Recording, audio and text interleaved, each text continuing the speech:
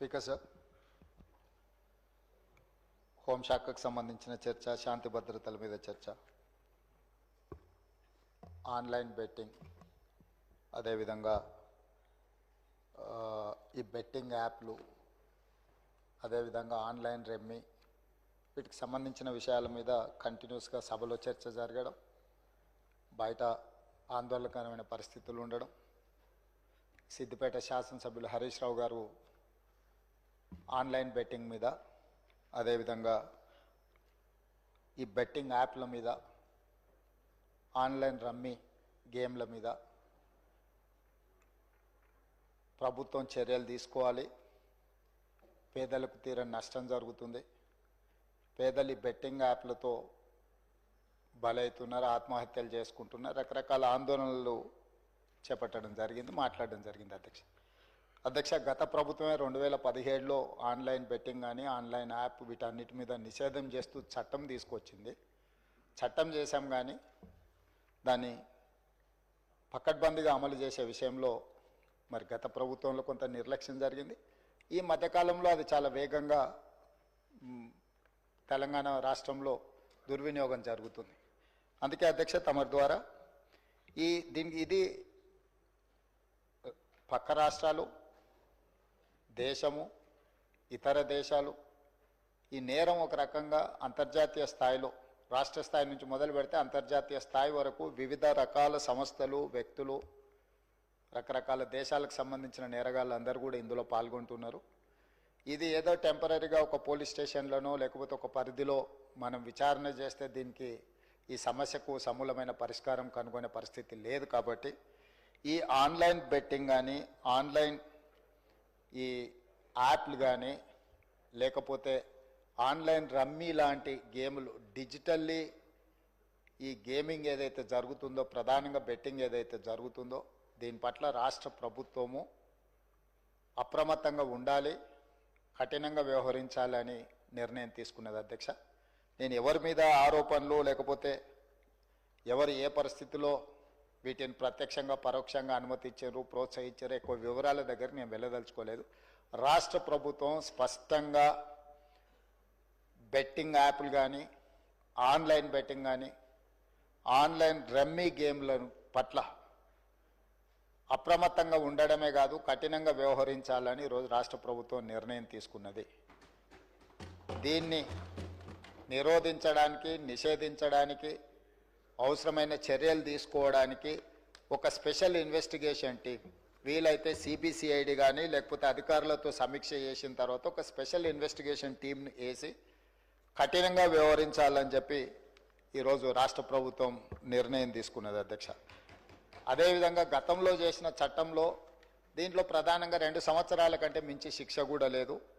రేపు వచ్చే సమావేశాలలో ఈ ఆన్లైన్ బెట్టింగ్ నిర్వాహకులకనే కాదు, ఆడేవాళ్లను, బాధితులను, అదేవిధంగా ఈ ఆన్లైన్ అడ్డగోలుగా నిర్వహిస్తున్న వాళ్ళ పట్ల శిక్షను కూడా పెంచడానికి అవసరమైన చట్టాలను కూడా అవసరమైతే మనం సవరించుకోవాల్సిన అవసరం ఉన్నది. అధ్యక్ష, ఎందుకంటే శిక్ష కఠినంగా ఉంటుంది, ఎక్కువ కాలం ఉంటుంది అని ఎప్పుడైతే తెలుస్తుందో నేరం అనేది తగ్గుతుంది. కాబట్టి దీనికి సంబంధించి పూర్తి స్థాయిలో ప్రభుత్వం చర్యలు తీసుకోవాలని, అదేవిధంగా గుట్కా ఇట్లాంటివి కూడా నిషేధిత పదార్థాలను కూడా ఈరోజు మార్కెట్లో బాగా సరఫరా జరుగుతున్నట్టు మా దృష్టికి వచ్చింది. అధ్యక్ష, వీటి పట్ల కూడా మేము అప్రమత్తంగా ఉండాలని ప్రభుత్వం నిర్ణయం తీసుకున్నది. అందుకే ఆన్లైన్ బెట్టింగ్, ఆన్లైన్ యాప్లు, అదేవిధంగా ఆన్లైన్ రమ్మీ, ఈరోజు నిన్న మీరు టీవీలలో, పేపర్లలో పోలీసులు కేసులు నమోదు చేసి వాటికి ప్రచారం కల్పించిన వాళ్ళను పిలిచి పోలీస్ స్టేషన్లలో విచారించడం జరిగింది. వాటికి ప్రచారం కల్పించే వాళ్ళను పోలీస్ స్టేషన్లో పిలిచి వాళ్ళను విచారించడం ద్వారా ఈ సమస్యకు పరిష్కారము శాశ్వతంగా దొరకదు. వీటిని నిర్వహించే వాళ్ళు, వీటిని ప్రమోట్ చేసేవాళ్ళు, చివరికి ఈ యాప్ల ద్వారా లబ్ధి పొందుతున్న వాళ్ళను, వీళ్ళందరినీ పూర్తి స్థాయిలో విచారించి కఠినమైన చర్యలు తీసుకున్నప్పుడే ఈ సమస్యకు పరిష్కారం దొరుకుతుంది. అధ్యక్ష, అందుకే దీన్ని పూర్తి స్థాయిలో విచారించాలంటే పక్క రాష్ట్రాలు, పక్క దేశాలలో కూడా విచారణ చేయాల్సిన పరిస్థితులు ఉంటాయి. అందుకే పూర్తి స్థాయిలో అన్ని అధికారాలు కట్టబెట్టే విధంగా ఒక స్పెషల్ ఇన్వెస్టిగేషన్ టీం ఏర్పాటు చేసి ఈ రాష్ట్ర ప్రభుత్వం వాళ్ళ మీద పూర్తి స్థాయిలో చర్యలు తీసుకోవాలని నిర్ణయం తీసుకున్నారు. తమ ద్వారా ఈ సభకు సభ్యులందరికీ తెలంగాణ సమాజానికి ఒక స్పష్టమైన ప్రభుత్వ విధానాన్ని మేము పంపించదలుచుకున్నాము. ఎవరైనా ఇందులో ప్రత్యక్షంగా పరోక్షంగా ప్రోత్సహించిన, ప్రకటనలకు సహకరించిన, నిర్వహణలో భాగస్వాములైన ఎవరిని కూడా రాష్ట్ర ప్రభుత్వం వదిలిపెట్టదు. ఈ రాష్ట్రంలో ఖచ్చితంగా ఇలాంటి సైబర్ నేరాల పట్ల కఠినంగా మేము వ్యవహరించడం జరుగుతుంది. రాష్ట్ర ప్రభుత్వం అప్రమత్తంగా ఉంటుంది, ఇలాంటి నేరగాళ్ల పట్ల కఠినంగా వ్యవహరిస్తుంది. ఈ సభ ద్వారా సభ్యులందరికీ నేను ఈ ప్రకటన ద్వారా ఒకే మాట చెప్పదలుచుకున్నా, స్పెషల్ ఇన్వెస్టిగేషన్ టీంను ఏర్పాటు చేస్తున్నాము. తద్వారా అందరినీ కఠినంగా అణచివేయడమే కాకుండా చర్యలు తీసుకుంటామని తమ ద్వారా తెలియజేయదలుచుకున్నా అధ్యక్ష. అదేవిధంగా అధ్యక్ష, శాంతి భద్రతల మీద చాలాసార్లు మాట్లాడుతున్నారు, చాలా విషయాలు మాట్లాడుతున్నారు. నేను ఎక్కువ విషయాలు చెప్పదలుచుకోలేదు, కానీ గత ప్రభుత్వంలో కొన్ని దారుణమైన సంఘటనలు జరిగినప్పుడు తీసుకున్న చర్యలు, వాటి వివరాలు ఇవన్నీ కూడా ఈ సభలో చర్చిద్దామంటే మాకేం అభ్యంతరం లేదు అధ్యక్ష. ఎక్కడైనా చెదురుమదురు సంఘటనలు జరిగినా, అనుకోకుంటే ఎవరైనా నేరానికి పాల్పడ్డప్పుడు నేరం అనేది ఎవరు మనకు చెప్పి ముందస్తుగా సమాచారం ఇచ్చి పాల్గొన్నారు. నేరం జరిగిన ఎంబడే ప్రభుత్వాలు వ్యవహరించిన తీరు అత్యంత కీలకం, అత్యంత ప్రాధాన్యతతో కూడుకున్నది అధ్యక్ష. అందుకే మన రైల్లో జరిగిన సంఘటన పట్ల కానీ, అది రైల్వే పోలీసుల పరిధిలో ఉన్నా కూడా మేము తక్షణమే చర్యలు తీసుకోవడానికి అన్ని రకాలుగా పోలీసులను అప్రమత్తం చేసినాం. ఏ చిన్న సంఘటన జరిగినా రాష్ట్ర ప్రభుత్వం అప్రమత్తంగా ఉంటుంది. ఆనాడు ఔటర్ రింగ్ రోడ్డు దగ్గర వెటర్నరీ డాక్టర్ను మీకు తెలుసు అధ్యక్ష, సాయంత్రం పూట అక్కడ ఉన్న డాక్టర్ని ఆ రోజు జరిగిన పరిస్థితులు, జరిగిన తర్వాత పరిణామాలు మనం అందరం చూసినాం. అదేవిధంగా అధ్యక్ష, న్యాయవాదులు వామన్ రావు గారు దంపతులు స్పష్టంగా కోర్టుకు వెళ్ళి మమ్మల్ని చంపుతారు, మమ్మల్ని చంపే ప్రక్రియలో ప్రభుత్వంలో ఉన్నవాళ్ళు, ప్రభుత్వానికి సంబంధించిన వాళ్ళే మమ్మల్ని చంపడానికి ప్రయత్నం చేస్తున్నారు, మాకు సెక్యూరిటీ ఇవ్వాలి అని చెప్పి హైకోర్టులో పిటిషన్ వేయడమే కాకుండా అక్కడ కోర్టులో కూడా వాదించి వస్తుంటే నడి బజార్లో నరికి చంపినారు అధ్యక్ష. నడి బజార్లో న్యాయవాదులను, హైకోర్టు న్యాయవాదులను నాడు నరికి చంపితే ఈనాటికి ఆ చంపిన వాళ్ళ మీద రకరకాలుగా ఆ రోజు కేసులో ఉన్న వాళ్ళని తప్పించి ఈరోజు సుప్రీంకోర్టులో రాష్ట్ర ప్రభుత్వం సిబిఐ విచారణకు వాళ్ళు కేసు వేస్తే ఈరోజు సిబిఐ విచారణ కోసం రాష్ట్ర ప్రభుత్వం మాకేం అభ్యంతరం లేదు, విచారణకు ఆదేశాలు ఇవ్వండి అని చెప్పే పరిస్థితి. న్యాయవాదులను చంపితే కూడా ఆనాడు ప్రభుత్వము ఏమాత్రం కూడా స్పందించలేదు. అదే కాకుండా అధ్యక్ష, తమకు తెలుసు సింగరేణి కాలనీ మహేశ్వరం నియోజకవర్గం వస్తుంది అనుకుంటా, మన సంతోష్ నగర్ అవతల చంపాపేట పక్కన 6 సంవత్సరాల బాలికను గంజాయి మత్తులో రేప్ చేసి మర్డర్ చేస్తే ఆనాటి ప్రభుత్వంలో ఎలాంటి చర్యలు తీసుకోలేదు అధ్యక్ష. అదేవిధంగా అధ్యక్ష, 2020 సంవత్సరంలో దేశంలోనే మహిళలపై జరిగిన అత్యాచారాలల్లో ఆనాటి రాష్ట్ర ప్రభుత్వం 4వ స్థానాన్ని సాధించింది అధ్యక్ష. తెలంగాణ రాష్ట్రం మహిళల మీద జరిగిన మొత్తం చిన్నారులపై వీళ్ళపై అగత్యాలు జరిగిన దాంట్లో ఎన్సీఆర్బీ ఇచ్చిన నివేదిక ప్రకారం రాష్ట్రం 4వ స్థానంలో ఉండే అధ్యక్ష. అదేవిధంగా అధ్యక్ష, ఇట్లాంటి ఒక్క దగ్గర కాదు, ఎన్నో సంఘటనలు. జూబ్లీ హిల్స్లో మైనర్ బాలికను పబ్లో నుంచి తీసుకెళ్ళి అక్కడికక్కడనే జూబ్లీ హిల్స్లో రేప్ చేస్తే ఆ రేప్ చేసిన దాంట్లో టీఆర్ఎస్ నాయకుడి కుమారుడే అందులో ప్రత్యక్షంగా పాల్గొంటే ఆ రోజు వాళ్ళను కాపాడడానికి ప్రయత్నం చేసిండ్రు అధ్యక్ష. అదేవిధంగా అధ్యక్ష, వర్క్ బోర్డ్ చైర్మన్ కొడుకే ఆ రోజు కేసులో ఉండడానికి కేసు కట్టడం జరిగింది అధ్యక్ష. సరిగ్గా నేను ఎక్కువ దూరం వెళ్ళి ఆరోపణలు చేయదలుచుకోలేదు. ఆ రోజు ఉన్న ఒక మంత్రి గారి కుటుంబానికి సంబంధించిన వాళ్ళ మీద కూడా వచ్చిన ఆరోపణలు మీ అందరి దృష్టికి వచ్చినాయి అధ్యక్ష. అదేవిధంగా ఈరోజు ఇట్లాంటి సంఘటనలు జరిగినప్పుడు మన అందరం కూడా బాధితుల పట్ల సానుభూతితో నుండి నేరగాళ్ల పట్ల కఠినంగా వ్యవహరించడానికి సహకరించాలి. అట్లా కాకుండా ఇదేదో ప్రభుత్వమే ప్రత్యేకంగా ఈ చర్యలు చేసే వాళ్ళను కాపాడుతుంది అన్నట్టుగా ప్రధాన ప్రతిపక్ష పార్టీ ఈ రకంగా ఆరోపణలు చేయడం, తద్వారా ఒక ఆందోళనకరమైన పరిస్థితి కల్పించి తెలంగాణ రాష్ట్రంలోకి వచ్చే పెట్టుబడులను రానియకుండా, పెట్టుబడులు ఎప్పుడు వస్తాయి అధ్యక్ష? శాంతి భద్రతలు పెట్టుబడిదారులకు రక్షణ కల్పించినప్పుడే రాష్ట్రానికి పెట్టుబడులు వస్తాయి. ఈరోజు ఏ మంచి పని చేపడదామన్నా దానికి ఒక దురుద్దేశాన్ని ఆపాదించి ఆ దురుద్దేశం ద్వారా తెలంగాణ రాష్ట్రం మొత్తం కుప్పగూలిపోయింది. ఈ రాష్ట్రంలో శాంతి భద్రతలు లేవు, ఈ రాష్ట్రంలో మీరు పెట్టుబడులు పెట్టకండి, ఈ రాష్ట్రం దివాలా తీస్తేనే తప్ప మాకు సంతోషం కలగదు అన్నట్టుగా ఈరోజు మాట్లాడడం ఏమాత్రం సమంజసం కాదు అధ్యక్ష. ఈరోజు ఈ రాష్ట్రంలో శాంతి భద్రతలను ఆనాడు 2004 నుంచి 2014 వరకు ఏది ఎట్లున్నా హైదరాబాద్ నగరంలో ప్రధానంగా శాంతి భద్రతల విషయంలో ప్రభుత్వం ఏమాత్రం ఆనాడు రాజీ పడకుండా మేము చేసిన ప్రయత్నాలు తెలంగాణ రాష్ట్ర అభివృద్ధికి ఎందుకో అనుకూలించినాయి. లక్షలాది కోట్ల రూపాయల వేలాది కోట్ల రూపాయల పెట్టుబడులు వచ్చి లక్షలాది ఉద్యోగ ఉపాధి అవకాశాలు హైదరాబాద్ నగరంలో తెలంగాణ రాష్ట్రంలో ఎందుకు వచ్చినాయి అధ్యక్ష? ఆనాటి ప్రభుత్వాలు తీసుకున్న నిర్ణయాలు, నేరగాళ్ల పట్ల వ్యవహరించిన తీరు, కఠినంగా వాళ్ళని అణచివేయడంతో ఈ రాష్ట్రానికి పెట్టుబడులు వచ్చినాయి, సంస్థలన్నీ వచ్చినాయి అధ్యక్ష. ఈరోజు సైబరాబాద్ ప్రాంతం కానీ, హైటెక్ సిటీ ప్రాంతం కానీ, ఔటర్ రింగ్ రోడ్ ప్రాంతం కానీ, అంతర్జాతీయ ఎయిర్పోర్ట్ ప్రాంతం కానీ, గచ్చిబౌలి కానీ, ఇలా చెప్పుకుంటూ వెళ్తే రాయదుర్గం కానీ ఇవన్నీ ఎప్పుడు విస్తరించినాయి అధ్యక్ష? ఎప్పుడు అభివృద్ధి చెందినాయి?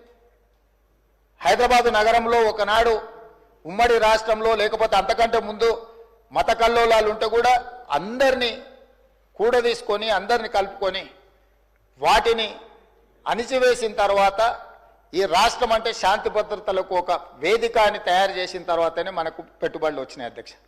విస్తరణలో భాగంగా మెట్రో కానీ, రోడ్లు కానీ, ఫ్లైఓవర్లు కానీ, కృష్ణానది జలాలు కానీ, గోదావరి జలాలు కానీ, ఇట్లా ప్రతిదీ హైదరాబాదు నగరం యొక్క మౌలిక వసతులను పెంచడమే కాకుండా శాంతి భద్రతలు కాపాడడంతో మన రాష్ట్రానికి పెట్టుబడులు వచ్చినాయి అధ్యక్ష.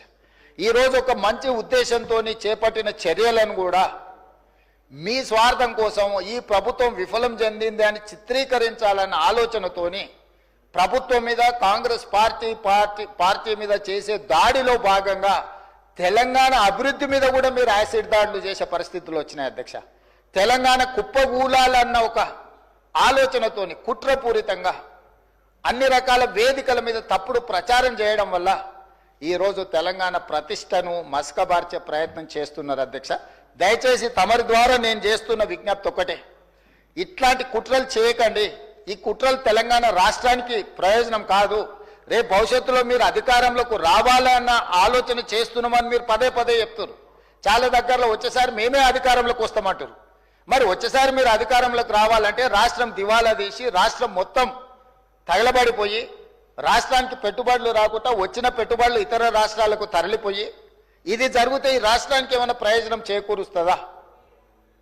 ఎందుకు విజ్ఞతతోని 10 సంవత్సరాలు ప్రభుత్వం నడిపారు. గతంలో కూడా 20 ఏళ్ళలో 30 ఏళ్ళలో మేము ప్రభుత్వంలో పనిచేసినాం, తెలంగాణ కోసం ఉద్యమాలు చేసినామని ఎవరైతే నాయకులు చెప్పుకుంటున్నారో మీకు సోషల్ రెస్పాన్సిబిలిటీ లేదా? Only political responsibility, only power మాంగర్స్గా మీరు మారి అధికారం మాకు ఉండాలి, అధికారం పోతే ఒక క్షణం కూడా మేము భరించలేము, అధికారం లేకుంటే ఒక క్షణం కూడా మేము ఉండలేము అన్న విపరీతమైన పోకడలు ఏ రకంగా తెలంగాణ సమాజానికి మేలు చేస్తాయి అధ్యక్ష?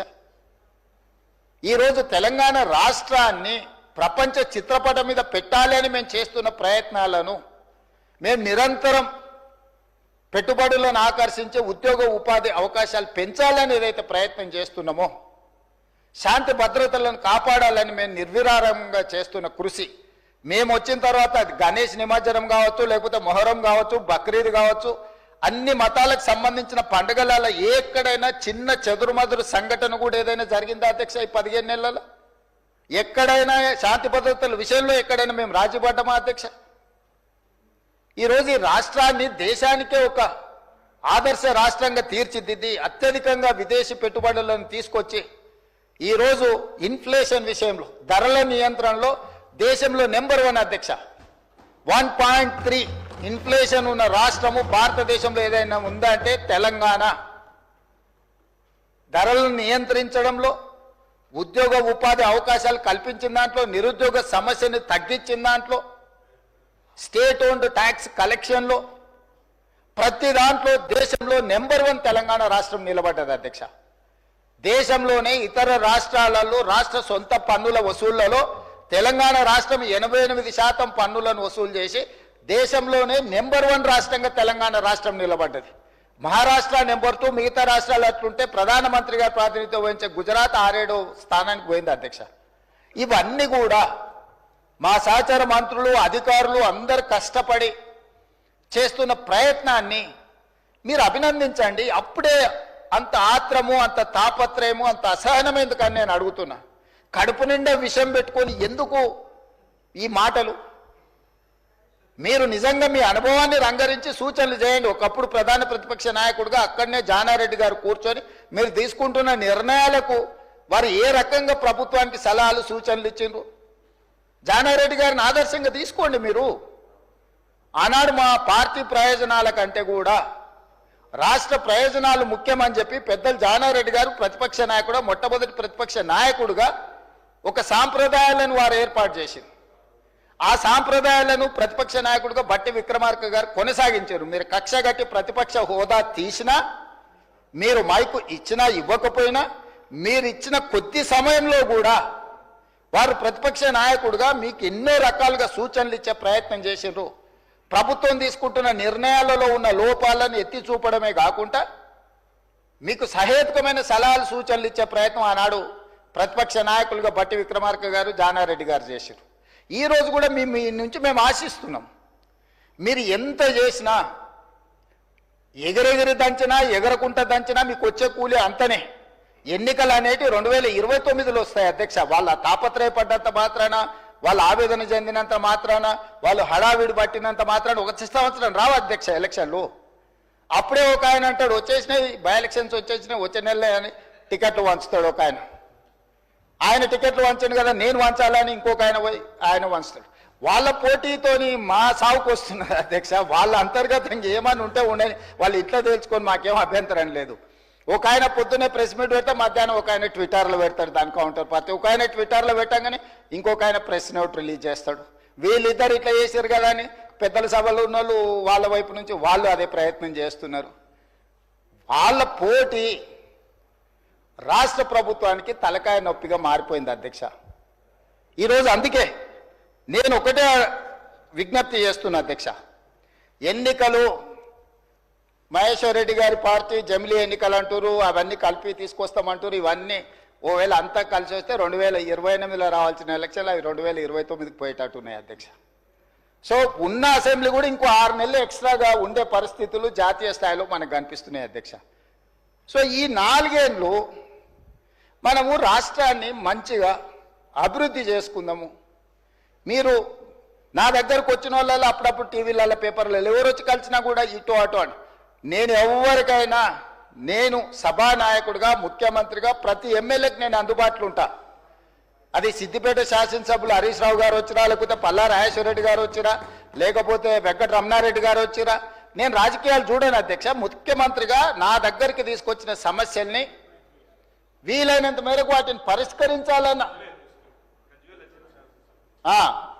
మా బట్టి గారు సూచన చేశారు. గజ్వేల్ శాసనసభ్యులు వచ్చినా కూడా, ప్రతిపక్ష నాయకుడు వచ్చినా కూడా ఆ నియోజకవర్గానికి సంబంధించిన సమస్యలు కూడా పరిష్కరించాలంటారు. శాసనసభ నియోజకవర్గాలకు ప్రాతినిధ్యం వహించే ఎమ్మెల్యేలను నేను ఖచ్చితంగా ప్రజలు ఎన్నుకున్న ప్రతినిధులుగా వాళ్ళని గౌరవించే బాధ్యత నాది అధ్యక్ష. Just they can come as walking, just ఇట్లా నడుచుకుంటూ వచ్చి ముఖ్యమంత్రికి ఏదైనా రిప్రజెంటేషన్ ఇవ్వచ్చు. దానికి అనవసరమైన రాజకీయాలు ఆపాదించాల్సిన అవసరం లేదు అధ్యక్ష. మీరు డెఫినెట్గా ఇస్తాము. ఇచ్చినప్పుడు ఇన్ఛార్జ్ మినిస్టర్ ఉంటాడు, మీకు ఇన్ఛార్జ్ మినిస్టర్లు నిర్ణయాలు చేస్తారు. ఈరోజు ఇందిరమ్మ ఇళ్లలో ఇందిరమ్మ కమిటీలు ఉన్నాయి, అన్నీ ఉన్నాయి. డెఫినెట్గా ఇస్తాము. మీరు ఇచ్చిన కాగితాలు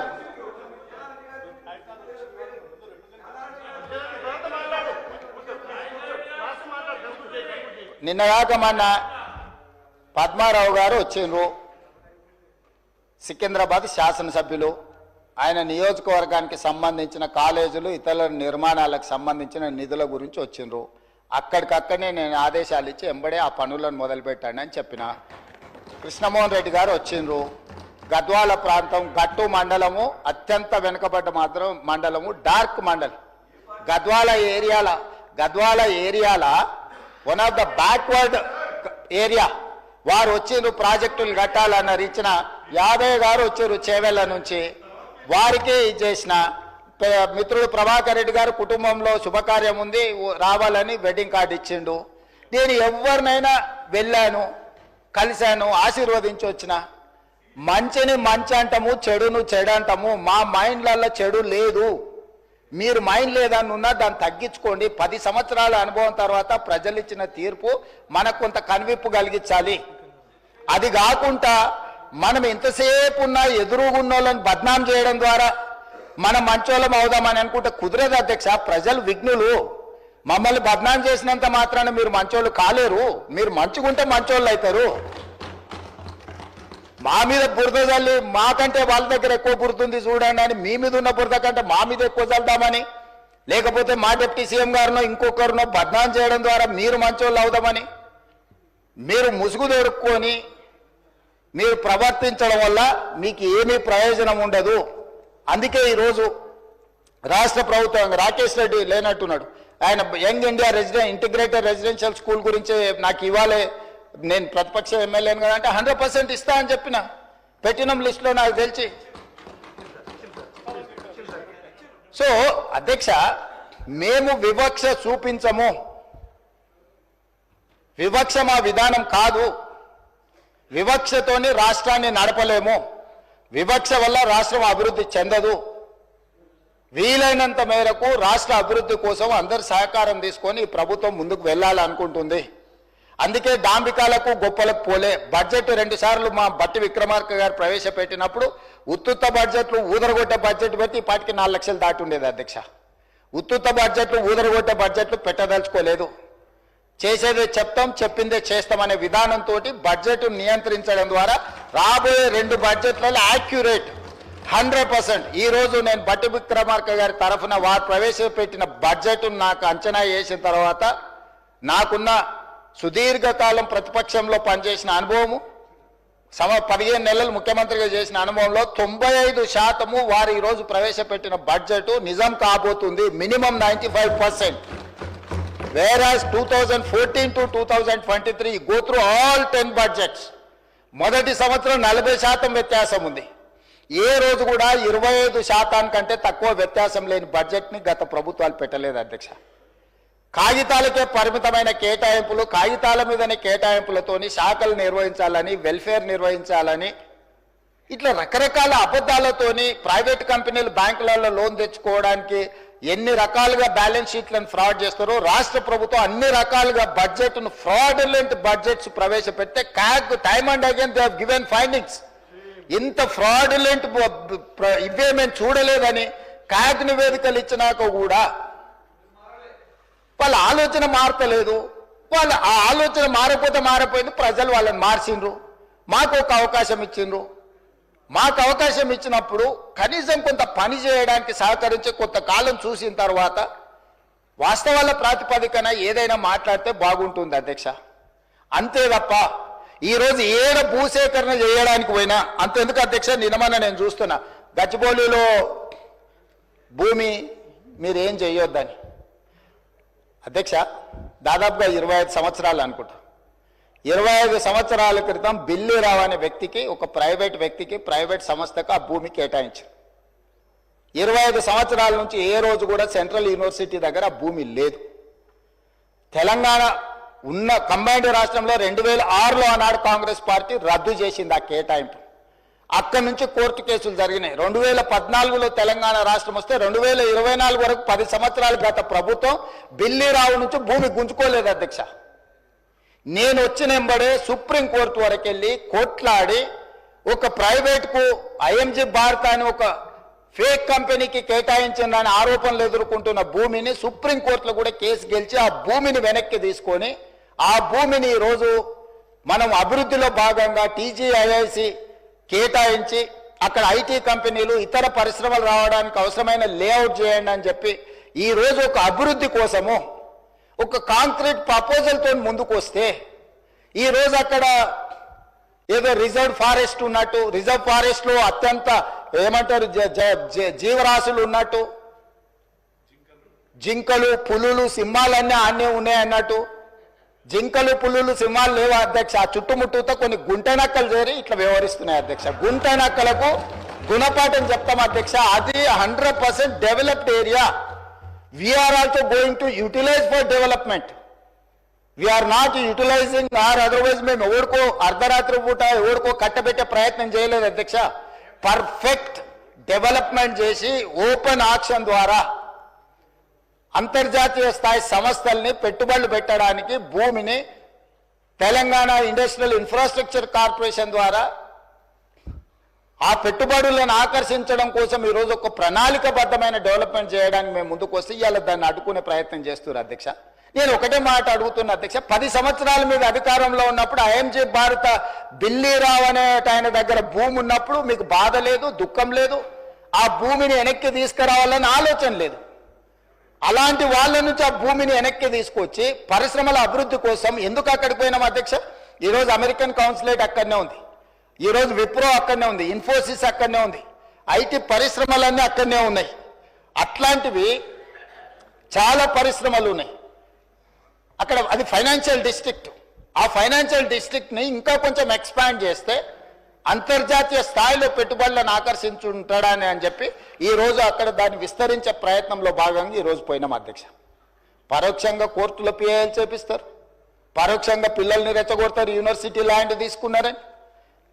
ఐఎంజీ భారత్కు పోయినప్పుడు లేని బాధ ఈరోజు టీజీఐఎస్సి పరిశ్రమలను నిలుపుకోవడానికి పెట్టుబడులు పెట్టడానికి వేల లక్షల ఉద్యోగ అవకాశాలు కల్పించడానికి ప్రయత్నం చేస్తుంటే ఎందుకు అభ్యంతరం పెడుతున్నారు అధ్యక్ష? ఎందుకు అంటే ఇంత సింపుల్ లాజిక్. అంటే రేపు పొద్దుగాల మీరు ఏ పరిశ్రమల కోసం భూమి సేకరించరా? ఏ రోడ్ల కోసం విస్తరించడానికి మీరు భూములు సేకరించరా? ఈ రాష్ట్రంలో పరిశ్రమలు రావద్దా? ఈ రాష్ట్రంలో పెట్టుబడులు ఎవరు పెట్టొద్దా? ఈ రాష్ట్రంలో చదువుకున్న నిరుద్యోగులకు ఉద్యోగ ఉపాధి అవకాశాలు ఇవ్వొద్దా? యూనివర్సిటీకి ఏం సంబంధం అధ్యక్ష భూమి? ఆ భూమి ఐఎంజీ భారత్ అని బిల్లీరావుకు కట్టబెట్టిన భూమి 25 సంవత్సరాల తర్వాత ఈ ప్రభుత్వం ఏర్పడిన తర్వాత, ప్రజాప్రభుత్వం ఏర్పడిన తర్వాత సుప్రీంకోర్టులో కొట్లాడి వేల కోట్ల రూపాయల భూమిని వెనక్కి తెచ్చింది నేను అధ్యక్ష. సుప్రీంకోర్టులో ఉద్దండులైన న్యాయవాదులను పెట్టి వాదింపజేపించి సుప్రీంకోర్టులో గెలిచి ఆ భూమిని వెనక్కి తీసుకొని ఈరోజు ఎవరికో అర్ధరాత్రి పూట కట్టబెట్టకుండా పరిశ్రమలు ఐటీ పార్కులు చేయాలని, మల్టీ జోన్ మిక్స్డ్ యూజ్ కోసం చేయాలని చెప్పి ఒక మంచి ఉద్దేశంతో వస్తే దాన్ని కూడా అడ్డుకుంటారు. లేకులు రాకులు ఉన్నాయేంటివి? లేకులను రాకులను ఆక్రమించుకున్నది ఎవరు? ఎందుకు ఇవన్నీ వీళ్ళు ఈరోజు అడ్డం పడుతున్నారు ఏంది అనేది నేను అది ఇంకో సందర్భంలో వివరాలు చెప్తా అధ్యక్ష. అదేవిధంగా అధ్యక్ష, హరీష్ రావు గారిని చూస్తే అప్పుడప్పుడు మళ్ళీ ఆయన నా పేరు తీసుకున్నాడు అంటారు. పేరు ఎందుకు తీసుకోవాల్సిందంటే నువ్వు నిన్న మాట్లాడిన దాని మీద వాళ్ళ పేరు తీసుకుంటున్నా. ఆమన్గల్ మా అత్తగారు ఊరు అంటే నేను అత్తగారు ఊరికి రోడ్డు వేసుకుంటున్నాను. అత్తగారు వాళ్ళ ఊరు వదిలి 5 దశాబ్దాలు అయింది అధ్యక్ష. అత్తగారు వాళ్ళ ఊరు వదిలేసి 5 దశాబ్దాలు అయింది. ఫ్యూచర్ సిటీని వాళ్ళు పరిశ్రమల కాలుష్యంతో మొత్తం రంగారెడ్డి జిల్లాను సర్వనాశనం చేయాలని కుట్రపూరితంగా అత్యంత కలుషితమైన ఫార్మా కంపెనీలను అక్కడ పెడుతుంటే కలుషితమైన ఫార్మా కంపెనీలు అన్నిటిని ఒక దగ్గర కూడబెడితే అంతర్జాతీయ ఎయిర్పోర్ట్ కూడా కుప్పగూలుతుందని చెప్పి దాన్ని జాగ్రత్తగా జీనోమ్ వ్యాలీ ఏ విధంగా డిజైన్ చేసినామో అట్లా చేయడమే కాకుండా ఏమాత్రం కలుషితం లేని పరిశ్రమలకు భూములు కేటాయించాలి, దానికి అంతర్జాతీయ ప్రమాణాలు ఉండాలి, నెట్ జీరో సిటీ చేయాలి, ఏఐ హబ్ చేయాలా, స్పోర్ట్స్ హబ్ చేయాలా, ఎడ్యుకేషనల్ హబ్ చేయాలా, ఇట్లాంటివన్నీ మేము పెడితే వాటిని అడ్డుకోనికి ఆ రోడ్ అక్కడికి తీసుకెళ్ళి అధ్యక్ష రోడ్ ఆమన్గల్ కోసం వేయలేదు అధ్యక్ష, రోడ్ అత్తగారు ఊరికి వేయలేదు అధ్యక్ష. మా అత్తగారు వాళ్ళు రోడ్డు కావాలంటే సొంత పైసలతోనే అంతకంటే పెద్ద రోడ్డు వేసుకున్నట్టు అంత శ్రీమంతులే అధ్యక్ష. వాళ్ళు ఏమంత పేదోళ్ళు కాదు. నేను రోడ్డు వేస్తే వాళ్ళు బాగుపడేటంత పరిస్థితి లేదు. మా అత్తగారు వాళ్ళు ఎవరో మీకు కూడా బాగా తెలుసు అధ్యక్ష. అధ్యక్ష, ఔటర్ రింగ్ రోడ్ నుంచి రీజనల్ రింగ్ రోడ్ ఎక్కడైతే వస్తుందో ఈ రెండింటి మధ్యలో రేడియల్ రోడ్స్ ఒక్కటి కాదు అధ్యక్ష, 11 రోడ్లు డెవలప్ చేయాలని ఈరోజు ప్రతిపాదనలు తెచ్చినాము. ఇవాళ ఒక్కటే మేము అక్కడ కొంగర కళ నుంచి ఎగ్జిట్ రోడ్లో తీసుకొని ఫ్యూచర్ సిటీని టచ్ చేసుకుంటా 90 డిగ్రీస్ స్ట్రైట్గా తీసుకున్నాం. నేను స్ట్రైట్గా హరీష్ రావు గారిని నేను అడుగుతున్నా సూటిగా, ఇంకొక ఆయనకైతే సరే ఆయనకు నేను మాట్లాడేది అర్థమైతే అర్థం కాదో నాకు తెలియదు, కానీ వారు ఇక్కడనే ఉన్నారు కాబట్టి వారిని అడుగుతున్నా. ఈరోజు అభివృద్ధి వద్దా? రీజనల్ రింగ్ రోడ్డు నిర్మించాలనా వద్దా? రేడియల్ రోడ్స్ వేయాలనా వద్దా? ఫ్యూచర్ సిటీ కట్టాలనా వద్దా?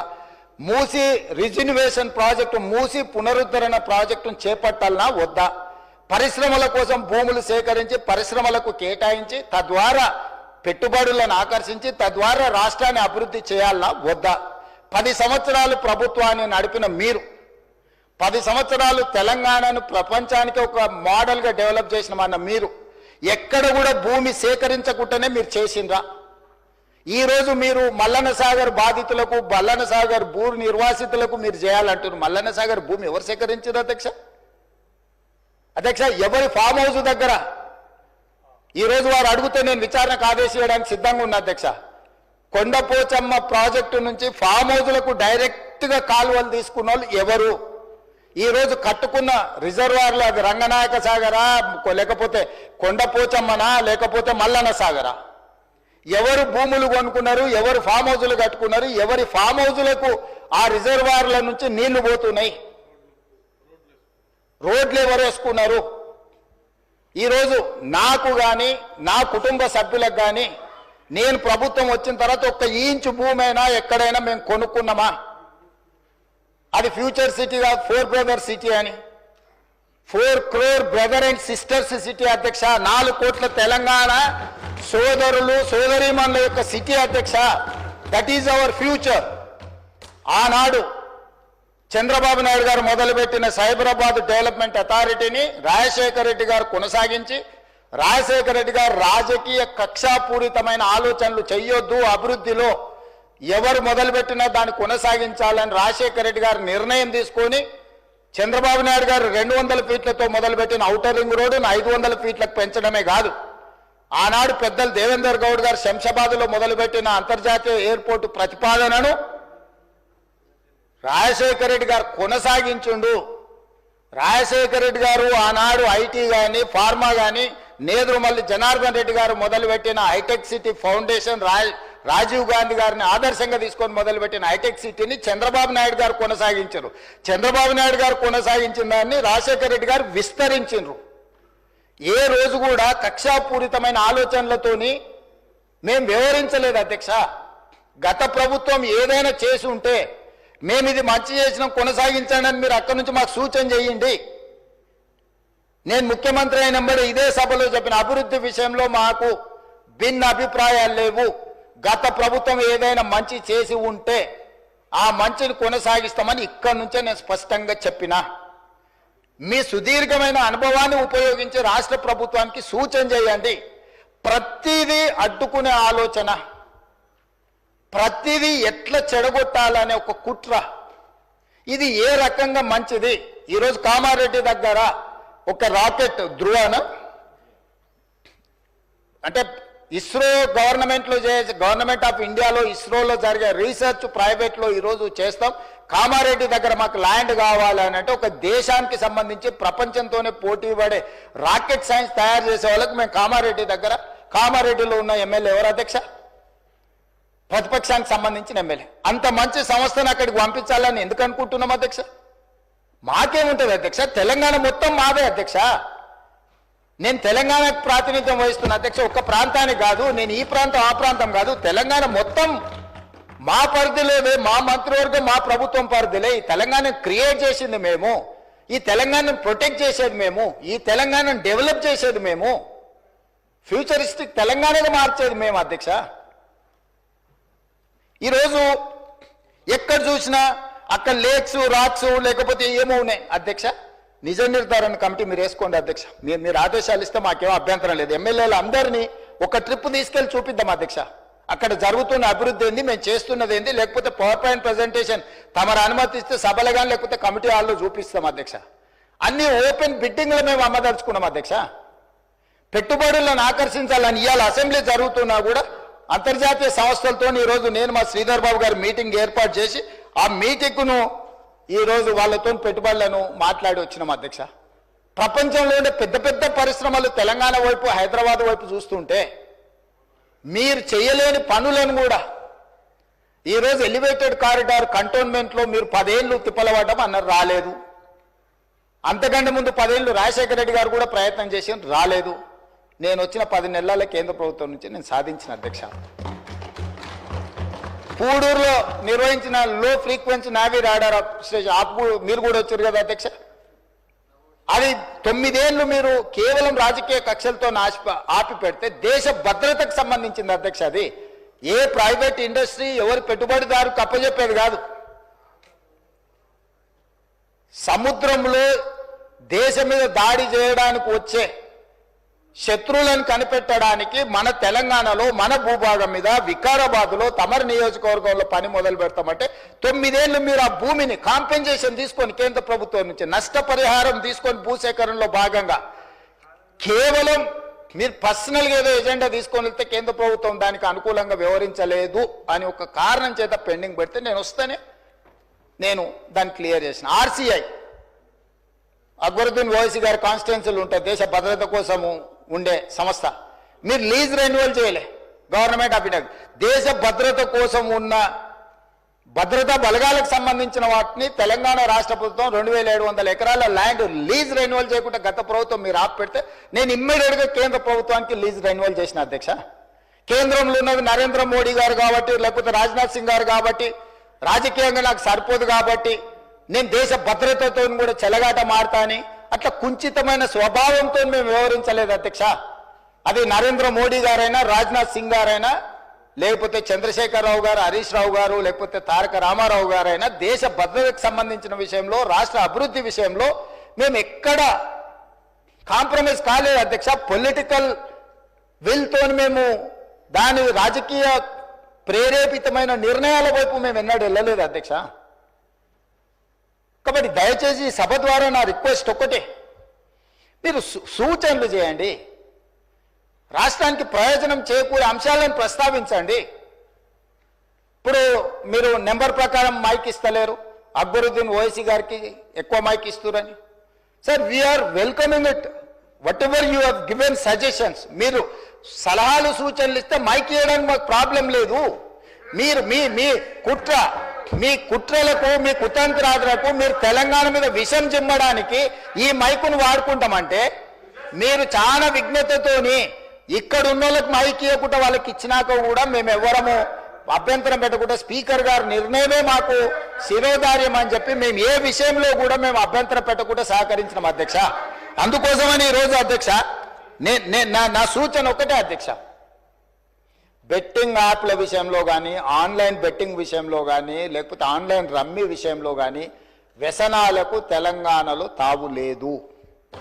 గంజాయికి, డ్రగ్స్కి, కొకైన్కి, కెసినో వాళ్ళకి, కోళ్ల పందాలకి తెలంగాణలో తావు లేదు. అట్లాంటి వాళ్ళని మీరు ప్రోత్సహించకండి, మీరు ఎంత దగ్గర వాళ్ళైనా. మళ్ళీ నేనే దాని వివరాలు మాట్లాడితే అట్లెట్లా మీరు, ఇట్లెట్లా మీరు, కేసు అట్లెట్లా పెడతారు. మన వాళ్ళు ఉన్నప్పుడు తప్పని పరిస్థితులు వస్తాయి. మీకు బాధ ఉండొచ్చు, మీకు బాధ ఉన్నప్పుడు వాళ్ళని అట్లాంటి తప్పులు చేయకుండా ఆపాలి. గతంలో మనది అధికారం ఉన్నప్పుడు చెల్లింది కానీ ఇప్పుడు చెల్లదురా నాయన. ఇప్పుడు ఇట్లా చేస్తే ఊపోది ప్రభుత్వం అని మీరు మంచి చెప్పుకోవాలి, తలుపు మూసి లోపల ఇట్లా కొంత చెప్పుకోవాలా. సో దయచేసి మళ్ళొకసారి నేను ప్రతిపక్షానికి విజ్ఞప్తి చేస్తున్నా, అభివృద్ధి భూసేకరణ విషయంలో మీరు అభ్యంతరం పెట్టకండి. నష్టపరిహారం ఇద్దామా, ఏమిద్దామో చెప్పండి, ఓపెన్ డిబేట్ ఫర్ దట్. భూసేకరణ విషయంలో భూమి కోల్పోతున్న వాళ్లకు బాధ ఉంటుంది, దుఃఖం ఉంటుంది. ప్రత్యామ్నాయం ఏం చేద్దామో చెప్పండి. మూసి పరివాహక ప్రాంతంలో నష్టపోతున్న పేదలకు ఏమిద్దాము, ఒక మంచి కమ్యూనిటీ, ఒక గేటెడ్ కమ్యూనిటీ కట్టి వాళ్ళకి ఇల్లు కట్టిద్దామా, లేకపోతే వాళ్ళకి నష్టపరిహారం బాగిద్దామా, లేకపోతే ఫ్యూచర్ సిటీ రోడ్లో పోయే వాళ్ళకి ఏ విధంగా నష్టపరిహారం ఇద్దాము, లేకపోతే ఫ్యూచర్ సిటీలో భూసేకరణకు సంబంధించి ఎంత నష్టపరిహారం ఇద్దాము, లగచర్లలో పేదవాళ్ళ భూమి పోతే ఏమిద్దామో చెప్పండి. ఇది ప్రభుత్వ ఖజానాలో నుంచి ఇచ్చేది ఎవరు, వాళ్ళు కానీ నేను కానీ ఎవరు మన ఇళ్లలో నుంచి తీసిస్తలేము. ప్రభుత్వ ఖజానా నుంచి అభివృద్ధిలో వాళ్ళు సహకరించినప్పుడు వాళ్ళకు రూపాయి ఎక్కువ నష్టపరిహారం ఇచ్చి వాళ్ళని ఆదుకునే బాధ్యత మనది. వాళ్ళకు ఉపాధి కల్పించే అవకాశం ఉంటే వాళ్ళకు ఉపాధి కల్పిద్దాం, వాళ్ళ కుటుంబాలకు ఉద్యోగ అవకాశం కల్పించేది ఉంటే ఉద్యోగ అవకాశం కల్పిద్దాం. కానీ భూసేకరణనే మేము అడ్డుకుంటాము, మేము ముందుకే పోనీయము. వేసిన మీ దాంట్లోనే తీసుకోరు, కరెక్ట్, మంచి క్వశ్చన్ అడిగాడు. మల్లన సాగర్లో కేసులు వేసిన ఆయన వాళ్ళ దాంట్లోనే తేలేడు, పాలమూరు రంగారెడ్డిలో కేసు వేసిన ఆయన వాళ్ళ దాంట్లోనే తేలేడు, వీరం హర్షవర్ధన్ రెడ్డి కేసు వేసిండు అధ్యక్ష పాలమూరు రంగారెడ్డిలో, ఎంబడే అక్కడనే పక్కన కూర్చున్నాడు అధ్యక్ష. సభ్యుడు ఇక్కడ లేడు, కానీ కేసులు వేసిన వాళ్ళని మొత్తం లిస్టు దిద్దాం. కేసులు వేపించింది వాళ్ళే, కేసులు వేపించింది వాళ్ళే, కేసులు వేపించింది వాళ్ళే, చేర్చుకునేది వాళ్ళే. రాష్ట్ర అభివృద్ధిని అడ్డుకునేవాడు, కేసులు వేసి అడ్డుకున్న వాళ్ళను మీరు ఎట్లా కండువ కప్పారు అధ్యక్ష? ఎట్లా పార్టీలో చేర్చుకున్నారు? పార్టీలో చేర్చుకున్నారు. బీఫామ్ ఎట్లా ఇచ్చిండ్రు అధ్యక్ష? మళ్ళీ ఎలక్షన్లో ఎట్లా ఇచ్చిండ్రు అధ్యక్ష? అంటే ఇప్పుడు ఎట్లా మాట్లాడతారంటే 2014 నుంచి ఒకే చట్టం ఉంది కదా అధ్యక్ష. స్పీకర్ పదవి ఉంది, విప్పు పదవి ఉంది, ప్రతిపక్షమే ఉంది. ఆనాడు ఎమ్మెల్యేలు మారితే మీరు మంత్రులు చేశారు, కనీసం మేము అట్లా కూడా చేయలేదు. మారలేదట వాళ్ళు, మేము మారనే లేదు, ముఖ్యమంత్రిని అభివృద్ధిలో కలిసి వచ్చినామంటారు. మీరు మంత్రులు చేసిన వాళ్ళు డిస్క్వాలిఫై కాలేదు, ఉప ఎన్నికలు రాలేదు. బాజాప్తే గవర్నర్ దగ్గర పోయి మంత్రులే చేసి 5 ఏళ్ళు మంత్రి, 10 ఏళ్ళు, ఒక ఆయన 8.5 ఏళ్ళు, మా అక్క 4.5 ఏళ్ళు మంత్రి చేసింది. ఎన్నడూ ఉప ఎన్నికలు రాలే. కానీ ఇప్పుడు ఉప ఎన్నికలు వస్తాయి, వచ్చే వారమే ఉప ఎన్నికలు అంటారు అధ్యక్ష. ఎట్లా వస్తాయి అధ్యక్ష? చట్టం మారలే, న్యాయం మారలే, స్పీకర్ ఆఫీసు సేమే ఉంది, పాలకపక్షం ప్రతిపక్షం అట్లనే ఉంది, రాజ్యాంగం అసలే మారలేదు. ఇంకెట్లొస్తాయి అధ్యక్ష ఉప ఎన్నికలు? నాకు అర్థం కాలేదు. ఏ రాజ్యాంగం ప్రకారం వస్తాయి అధ్యక్ష? డాక్టర్ బాబాసాహెబ్ అంబేద్కర్ గారు రచించిన రాజ్యాంగం ప్రకారము గత అనుభవాల దృష్ట్యా ఎప్పుడు కూడా పార్లమెంట్ ప్రాక్టీసెస్ అండ్ ప్రొసీజర్స్ అని ఉంటాయి అధ్యక్ష. చట్టంలో గ్రే ఏరియా ఉన్నప్పుడు గతంలో ఎలాంటి విధి విధానాలను ఆచరించారు, సాంప్రదాయాలు ఎట్లున్నాయని చూస్తారు అధ్యక్ష. 2014 నుంచి 2019, 2019 నుంచి 2023 వరకు ఏ సాంప్రదాయాలను ఈ సభ ఆచరించిందో అచ్చం గదే సాంప్రదాయాలను మనం ఆచరిస్తాం అధ్యక్ష. అంతే కదా అధ్యక్ష? తమరైనా నేనైనా సేమ్ సాంప్రదాయాలనే ఆచరిస్తాం కదా అధ్యక్ష. సో అందుకోసమని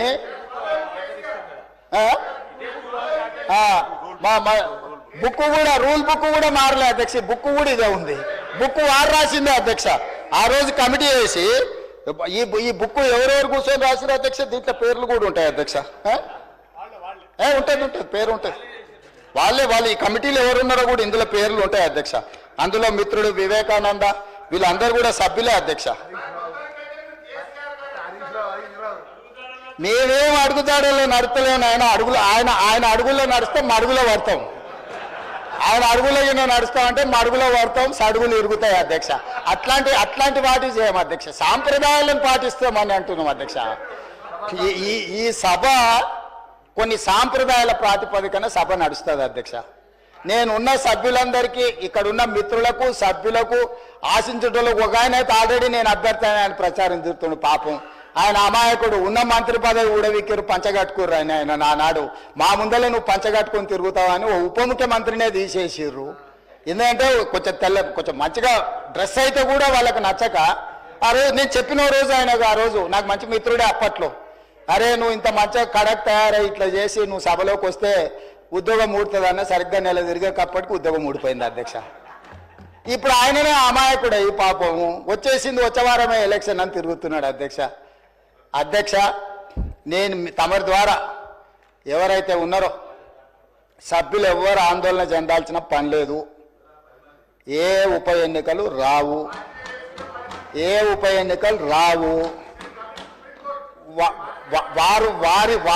ఎన్నికలు వారు కోరుకున్నా రావు. ఎందుకంటే ఒకవేళ వారు ఇటొచ్చినా అటొచ్చినా ఎటొచ్చినా ఏ ఉప ఎన్నికలు రావు. అక్కడ